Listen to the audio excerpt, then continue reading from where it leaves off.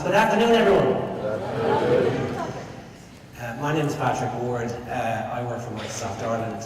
Quick show of hands, how many of you were here last year? Not too many, actually, okay. Well, if you had been here last year, you'd know that I was the guy who came on stage after the guy who pulled down the network. So the guy before me was from Nokia, and he gave away a gift at the end, or gave away a prize at the end of his talk. He said the first person to tweet the right answer will get a Nokia Lumia courier to them by the end of the week. 1,000 mobile phones are pulled out, the network goes down. Cue Patrick Ward from Microsoft to demonstrate how the new Windows 8 tablets integrate beautifully through the cloud with the Windows Phone. It turns out that you need a network to access that cloud. It's one of the lessons I learned last year. The other lesson I learned was never arrive at a demo-only presentation without some backup slides or whatever it is. I don't just mean the 3G network was down. Absolutely everything was out. Just gave up. I think the network router had some sort of a coronary and I have no idea what it was anymore. Anyway, I'm going to talk to you over the next 40 minutes on the topic of Microsoft as a challenger in mobile. And I'll define mobility a little later on, but I'm not just talking about mobile phones here, I'm talking about tablets as well. And frankly, we are a challenger brand. Microsoft is very much a challenger brand. I'll talk through some of our thinking as we go through that. We're a challenger on tablets, we're a challenger on phone. As Theo referred to earlier on, we're making some good progress on both. Now, before we get started, I want to tell you a story which I think reflects quite well on the Windows business right now. This is a story that predates Windows 8, it predates the PC. In fact, we're going back now to 1860 into the States. The modern kind of United States, I guess, evolved or came about after the cession of Mexican land on the left-hand side of the graph there, of the map there. And that left Americans with a big challenge. That was in 1848, and at that same time, in California, gold was discovered. And so there was a big migration west of business people, of prospectors and so forth, the gold rush, as people moved into California. In 1860, the population of California was 380,000 people. That's about the population of Fingal right now, which is where we're sitting. These days, the population of California is 38 million. But this was about the tyranny of distance. The question was, how do we in the United States move information from where most of the population live, which is the eastern seaboard, over to the western side of the country, now that there's a significant population living there? We're talking about 2,500 miles here. This is pre-telegraph. So how are we going to get information across? Well, three gentlemen, Russell, Majors, and Waddell, set up a network effectively. They recruited 200 men, and they bought 400 horses, and they set up a network across the United States. They worked out that the average horse can run between 10 and 15 miles. And so they had a station every 10 to 15 miles that the horses would run to. And typically, a man would ride about 75 miles before he'd hand over to the next rider. What strikes me about this ad is I qualify on not a single criterion on that ad. So this is the Pony Express. The Pony Express opened on the 4th of April in 1860. It had 184 stations, and as I say, on average it had 10 to 15 miles between each station, covering a distance of 2,500 miles. And the idea was the guy had a leather pouch. He'd bring a bunch of letters, he'd go to the station and so on. He also carried 2 shotguns and a rifle, because this was the United States after all. The first day they did it, on the 3rd of April 1860, it took 10 days to get from the east to the west. 10 days. And that was considered unbelievable at the time in terms of transformation of the transport of information across the country. Abraham Lincoln was elected in the elections of 1861, and before those elections they decided we really need to speed this network up, because whoever is elected in that election, we need to get word across to the newspapers of the West Coast as soon as humanly possible. So they teed it all up, they got the horses all ready, they got the right guys in place, and they made it across in 7 days and 17 hours. And that was historic at the time. That was a record. 7 days and 17 hours. This is a photo from later in 1861. And this is one of those young, wiry fellows that were advertised for earlier on, riding his horse and looking slightly bemused at this other bunch of gentlemen who were sticking tree trunks into the ground and putting some sort of rope or wire from one tree trunk to the next. He doesn't quite know what's going on. This, of course, is the erection of the transcontinental telegraph. The transcontinental telegraph opened on the 21st of October 1861. The Pony Express shut down 3 days later, on the 24th of October 1861. I think it's a great example of disruptive technology, but I also think it reflects where we are as a Windows business right now. Our job in Windows is to deliver the mail and deliver a telegraph service. Because the reality is that businesses, students, consumers all need to write documents. They need to work on complex spreadsheets. They need to create beautiful presentations. I'm not sure what I'm going to do over there, but they need to create beautiful presentations. They need to get work done. They need to run line of business applications, some of which are quite complex. But there's no question about it that there is also a desire for very mobile, light, touch-enabled, app-centric, cloud-connected devices that are thin and light and give an 8-hour battery or more in one charge. And so that's the conundrum that we faced as we went to redesign the Windows platform, starting about 5 years ago. Now, when we talk about mobility, I said I'd come back to this, and here's the definition that I put in. As you can see, it's quite a scientific definition. Access to my stuff. The ability to access my stuff from anywhere, on any device, at any time. Favorites on my browser, documents, photographs, music, video, all my data, all my settings. That's how I define mobility. That's how mobility is defined in my business. Now, mobility is really important as a trend. This is the 2013 top concerns of global CIOs. Mobility is number 2. I think what's interesting in this is mobility was number 12 3 years ago out of a list of 15. And 4 years ago, mobility didn't even figure in the CIO's agenda. It didn't make the top 15. Mobility is also important to consumers. Anyone know what this photograph is? Or where it was taken? Pope. This is the election of Pope Benedict in 2005. This is a picture at the announcement of who has been elected. Here's the photograph of the election of Pope Francis. Now, I'm sure all the people in 2005, or the vast majority of them, had a mobile device in their pocket. But it probably wasn't a smartphone, it was probably a feature phone. In fact, an awful lot of them probably had a PDA as well. Do you remember them? Personal digital assistants.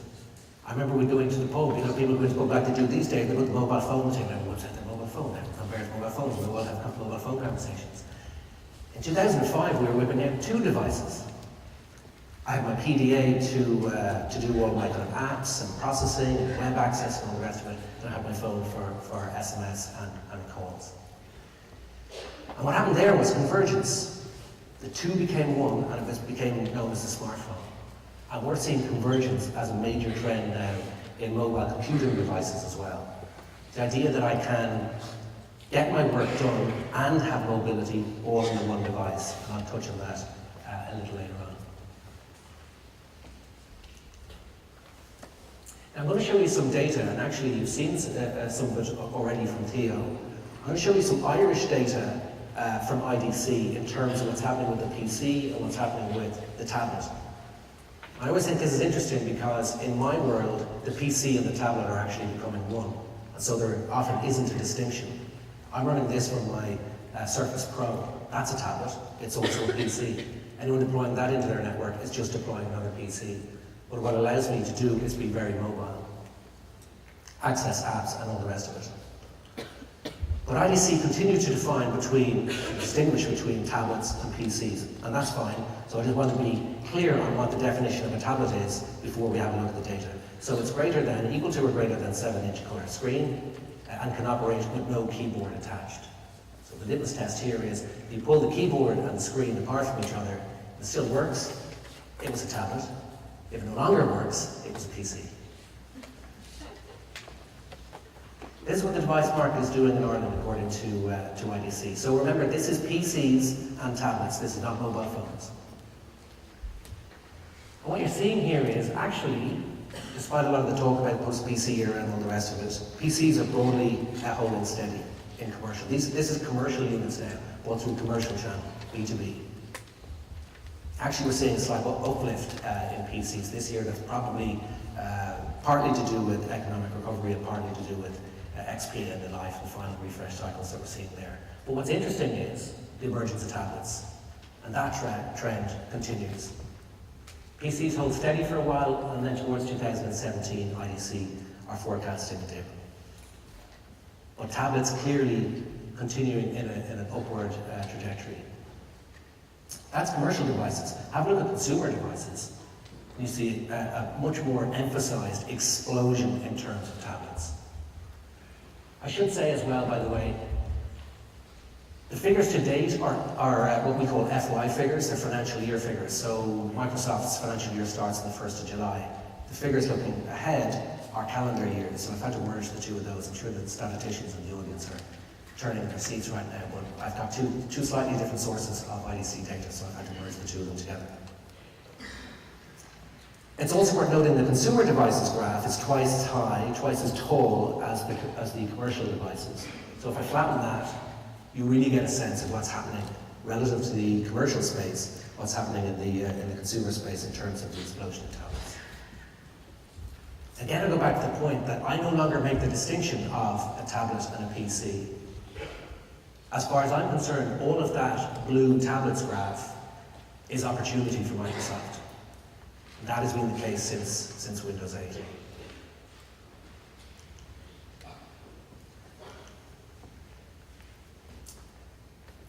We're just pointing out that the relative scale of those two graphs in terms of tablets. We're now specifically looking at tablets, 471,000 tablets in the Irish market this year. For every one that's sold in the commercial channel, 8 are sold in retail. Of course, the reality is that a huge number of those sold in the consumer channel move into the commercial domain through bring your own device and consumerization of IT. I often refer to a conversation I had with a CIO in Northern Ireland probably 6 months ago now, and he said the days of making end-user computing choices in an organization without consulting the end users are truly over. There was a time when we'd have the shiny devices in our workplace and we'd have the older technology at home. That is now completely turned on its head. We have the modern touchscreen, light tablets and PCs and gaming machines at home, and we know the utility of those devices and we want to bring them into work. We're asking our bosses to give us access to that data through these fantastic devices. And that's the consumerization of IT, which we could spend an entire other 40 minutes on. But the interesting thing is, if we add those two graphs that I showed you together, this year, tablets and PCs the graph will cross. I'm hoping the slide cooperates here, okay. This is the year, and again, this is financial year 14, so it's the year starting 1st of July and then going around through to the end of June next year. This is the year that the same number of tablets will be sold in the Irish market, in total, consumer and commercial, as the number of PCs that will be sold. I think that's an interesting an interesting point. Now, just to outline where we're coming from when we talk about tablets as Microsoft, we basically have 3 configurations of a Windows tablet, and we position them totally differently. The first is a Windows, let's back up there, the first is a Windows 8 Pro device. This is a laptop replacement. Whenever I'm in a conversation with someone, I'll always say, this is a laptop that's poured into, that's packed into a tablet form factor. And Surface Pro 2 is one of those, and there's a broad range of them from all the different OEMs, Dell, Samsung, Lenovo, and so on. It is a tablet, but it's a laptop packed into a tablet. It's fully domain connected. It typically runs a Core i5 processor or above. The Surface Pro 2 comes with 8 gigs of RAM, half a terabyte of disk space if you want it. Really powerful machines packed into a tablet. Compare that to an iPad, and it's going to feel quite heavy. A comparison with an iPad with one of these is just not a fair comparison. This needs to be compared with the likes of MacBook, MacBook Pro, MacBook Air, devices like that, and also with ultrabook type devices. Windows RT is our version of Windows that runs on an ARM-based chipset. And so we've had, until this time last year, the whole history of the PC has been defined as a Wintel device, right? Windows running on an Intel chipset, Wintel. And then along came an alternative called the ARM-based chipset. It used less power, it was less powerful, but it did the fundamentals perfectly well. iPad, Android tablets, pretty much every smartphone, all run on an ARM-based chipset. And so you had the choice until last year. Do I go for the kind of workhorse PC on which I can get work done, or do I go for the really light, mobile, touch-centric, app-centric, cloud-connected tablet? As of last year, we changed that rule. We introduced a new version of Windows that runs on an ARM-based chipset, so that's an option now. They are our thinnest, lightest, most battery-life devices. We also introduced the 8-inch small screen. Actually, this runs from about 7 to 10 inch. During the summer, the first device was the Acer W3. This is a full PC. Like Windows RT, it comes with Office 13 included. So are insanely good value devices. They now include Outlook. That's €260 worth of software that comes preloaded in these devices. But anyway, I just wanted to kind of categorize the various different types of a Windows-based tablet. Now, we didn't get everything right with Windows 8. And I nearly had a coronary of my own when I saw this headline when I was standing in the cafeteria at Microsoft on the 7th of May this year. Microsoft declares U-turn on Windows 8. Failure on par with new Coke fiasco. The greatest climb down in corporate history, the greatest climb down in 35 years of corporate history. This is from an analyst in the UK. The Financial Times picked this up as a story and ran with it. Headline, not just on their UK edition, but on their global edition and the international edition. I don't know how many of you are old enough to remember New Coke. I just about remember it. Coca-Cola changed their recipe, right? Consumers reacted really badly to it. Sales plummeted. They reversed. They put new Coke, they put the old Coke back in the shelves. They called it Coke Classic. Think about that from a logistics point of view, from a supply chain point of view. Ingredients, packaging, marketing. Massive decision for Coke. Massive decision. What did we do? We brought back the start button. We put the start button on the bottom left-hand side of the desktop again. That's the U-turn that they're talking about. And it's important to realise, and this then became the story. This Financial Times article then became the story. It was interesting to watch it evolve. Windows 8.1 came out on the 18th of October, and it absolutely is in sync with and builds upon the vision of Windows 8. We did, however, listen to considerable customer feedback, and we've made a number of different changes, but the strategy remains the same. It's still the start screen, it's still apps, it's still touch, and so forth.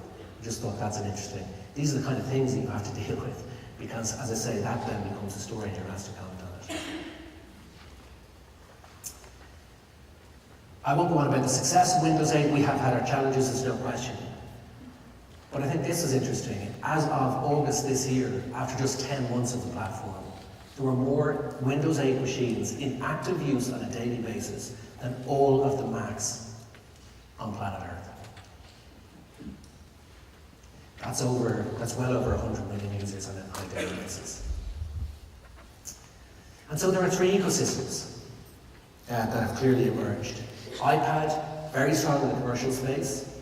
Very strong in the commercial space. We're seeing a lot of iPad in commercial. Also clearly got a very strong consumer story. Always had, but it's been massively overtaken by Android. The way we position our platform relative to the two others is we can do everything that they can in terms of the consumption of information, social media, web, movies, music, and so forth. And in many ways we do it better. And that's another 40 minutes we could talk about. But it's also a tablet on which you can get work done. And that's how we position ourselves in the marketplace. You can get stuff done because it comes either preloaded with Office or it runs Office. It generally has a keyboard that comes with it or is an optional extra, but that was built to go with that tablet. And that's how we position ourselves relative to the others. Because there's no question, we are a challenger in this market. Nokia is interesting, of course, for two reasons. One, because of the big bet they made several years ago in terms of going fully Windows in terms of their phone platform. It's also interesting because we are in the process of acquiring Nokia right now. That's interesting. Microsoft is making a right-angle turn right now in terms of strategy, a massive strategic shift to being a devices and services company. And the acquisition of Nokia is a big part of the execution of that strategy. When we started out, we covered a few of the different segments. We now cover them all. As Theo said, we're coming, last year when I was standing up here, when I had no network, we had less than 2% market share in Ireland. Today we have more than 10%. You need 10%. 10% is the kind of golden hurdle for the mobile industry. To be taken seriously and not be a bit player in the industry, you need 10%, and we're growing. We've just overtaken iPhone in the Italian market. That's huge news. We're massively strong in Latin America. And we're growing all the time. So watch this space. Of course, this is just Nokia. There are devices from Sony, from Huawei, from Samsung, from HTC that are all Windows Phone as well. Nokia also interesting in that they are just launching their own tablet. Beautiful device, with 4G enabled, and a new series of phablets. This one shown here is 20 meg, has a 20 meg camera.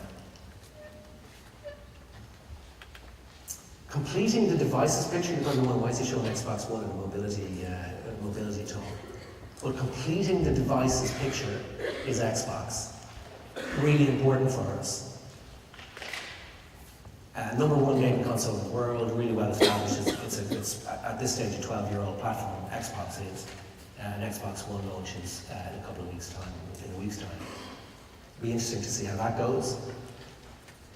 But this devices and services vision is about a consistent experience across phone, tablet, PC, laptop, desktop, and TV because of Xbox. So no matter what screen that you are consuming information through in your life, that you have this consistent user experience. You also have access to all of the same data, the same settings, the same documents, the same photos, the same music, the same videos, and so forth. And the enterprise space, in the enterprise space, same thing. This is more delivering the mail rather than delivering the telegraph. A consistent user experience across multiple different devices, access to all my data. Shall I do a quick demo? If the network cooperates. I did say to Vodafone, if they give me, and I know O2 is here today, so I should have actually talked to O2, but I said to Vodafone, if you give me a 4G dongle to use for the day, I'll mention it. So there you go, I've mentioned it, it's plugged in. In fact, I'm going to plug it into the site now, and we shall give it a whirl. The point is that it's not about devices and services. It's about really engaging experiences on those devices and services. That's how we have to differentiate ourselves as a challenger in the marketplace. And so I just wanted to show you a couple of those experiences that I built into every Windows 8 tablet. So this is the first screen I'll see when I boot up a Windows device these days. You won't, but I will. This is a picture of a couple of my kids. And it's a theme that runs through any Windows 8.1 demo, it's a very personalized experience. One of the things I can do now with Windows 8.1 is, just make a quick show of hands, how many of you are using Windows 8 or Windows 8.1? Okay, so I don't know, is that half or something in that order? Of those, how many of you have downloaded Windows 8.1? So actually, maybe only half of those who are using Windows 8. So that's a free download that's waiting for you in your Windows Store, and there are significant improvements over 8, as I'll talk about. I'll talk about some of the challenges that we've had and some of the improvements we've made to address them as a challenger in the market. So one of the things is I can now flip up, as before, and get to my picture password, which we'll see in a moment. But another thing I can do is flip down. And now I can take a photograph. I don't know if I'm going to shine up the lights here. And it's a general point on Windows devices is that you can take a photograph, you can take a Skype call. Apps can access a locked device. So just as with Windows Phone, you can take a photograph of a locked device. Photographs don't tend to wait for, hang on a sec till I unlock my device and I'll just capture that beautiful moment. Same with Skype calls and so forth. So I can take a photograph and that's new. This is a picture password as before. It's a picture of my third son, Charlie. I have 3 finger strokes that I associate with photograph, and that's how I log into the device. Compare that with Control-Alt-Delete. We kind of never really thought about it, but Control-Alt-Delete was around for so long, it just became a normal part of our lives. But Control-Alt-Delete as a user experience, now we're logging in using things like picture password. And I get into my start screen, and many of you will be familiar with this. This is where I access all my tiles and all my apps from. Each app is represented by what we call a live tile. So there's information that's relevant to me coming through from the cloud. My new apps, new followers on Twitter, whatever it is, Facebook updates and so forth. Now, because this is about mobility, let's talk about the cloud for a moment. This is where I access all of my data in the cloud. Every Windows device comes with 7 gigs of free storage in the cloud. We call that Skydrive. We've actually just lost a battle. Well, during the summer, lost a battle with Sky. B took us to court, won, and we've lost the name Skydrive. And so in the new year, we'll be changing the name of Skydrive, our cloud service. But anyway, I digress. I'm not connected to the internet, eh? Let's just address that. Okay, so we'll connect now. So this is my Skydrive account, but what we've done is build Skydrive fundamentally into the OS. So here's the desktop that those of you who use Windows 7 will be familiar with, or XP or Vista. What we've done here is, if I open up Windows Explorer, I get access to my Skydrive as well. So there's those same, whatever it is, 20 folders. This is my Skydrive account. And so any changes I'm making there, I will automatically update and sync to the cloud. A change we made actually in 8.1 is that these files are available online only. And so we used to sync your Skydrive up with every device. We now just sync the metadata associated with that file to the device, and you can get access to it if you are online. It's to stop chewing up the disk on lots of your different devices. Here's the start button I mentioned. It's back on the lower left-hand side. Instead of a vertical menu of all my apps and services, I now get a horizontal menu of all my apps and services as the start screen. So that's one way of looking at the start screen is the replacement of the start menu. All the information is arranged the way I want it. I've moved them all into groups. I've changed the different sizes of tile and all the rest of it. Now, talking of engaging experiences, Bing is our search engine in Microsoft. We've invested very heavily in Bing in the US, in the UK, in Germany and France. That investment is about to come to Ireland, I'm told, by the end of the year. When that happens, Bing will be a phenomenal search engine, as it is in those markets today. But something that is available in the Irish market today from Bing is a broad range of different apps Bing basically aggregates information from around the internet around certain themes. So one of those themes is travel. If I just show you the travel app, so I can go in here, do a search for whatever it is, Dublin.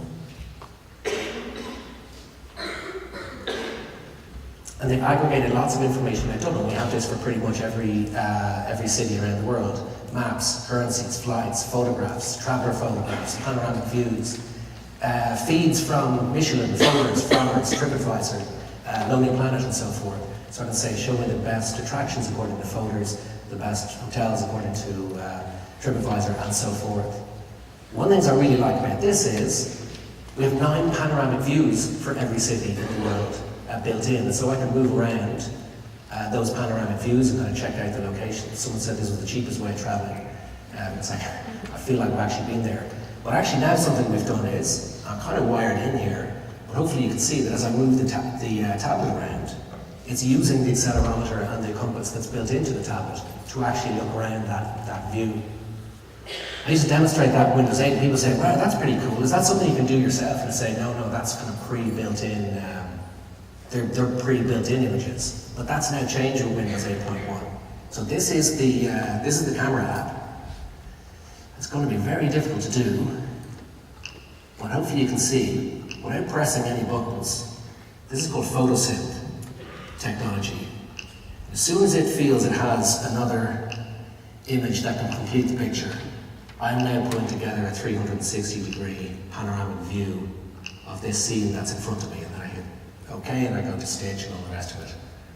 Phenomenal. In true Blue Peter style, here's one I made earlier. Before you guys all came in, and the people who were sitting there were going, what's that guy doing? And this is it here.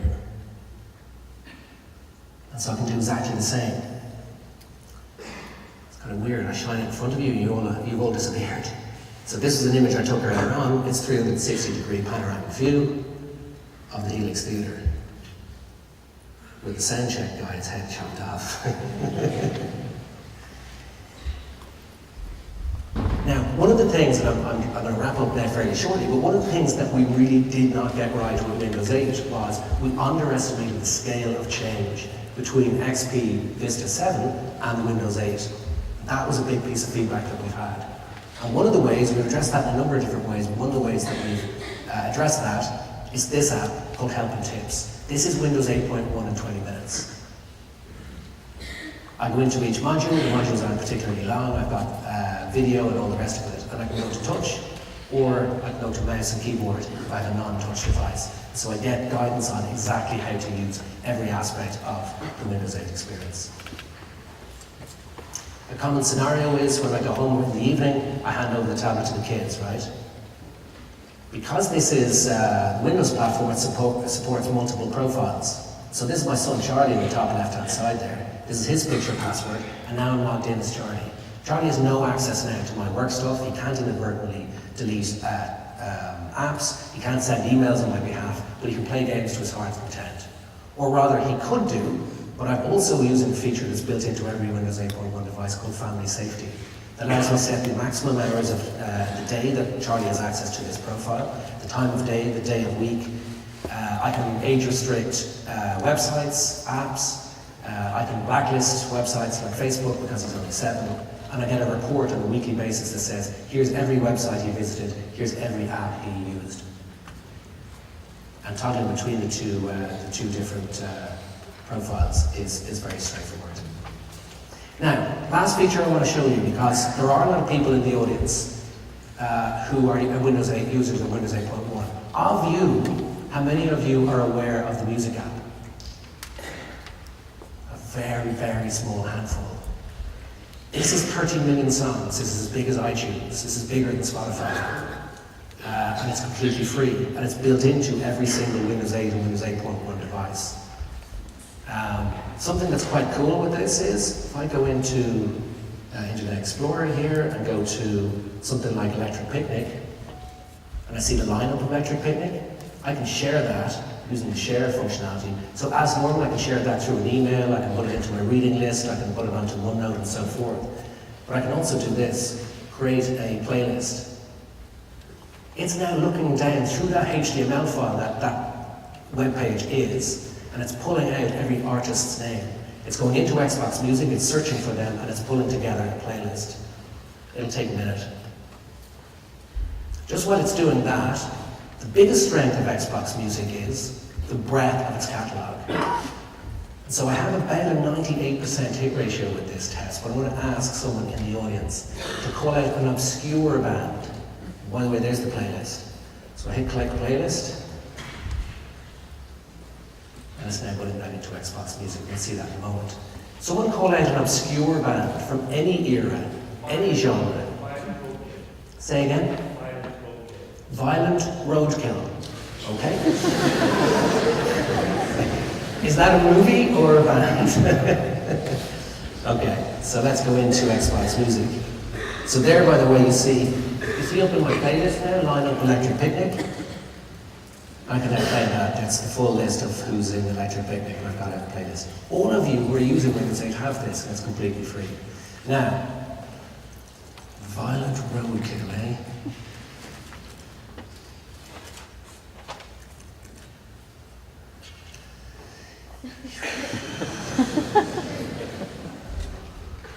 But violence affair, roadkill. I don't think we have violent roadkill, so I'm being caught out. Now, to anyone who catches me out, as it is genuinely very rare, I honestly did probably 100 demos at the Web Summit last week, and one person caught me out.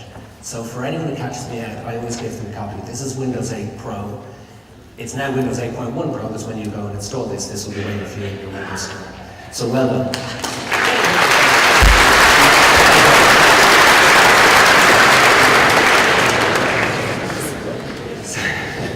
Violent roadkill, eh? So look, I'm going to leave it there.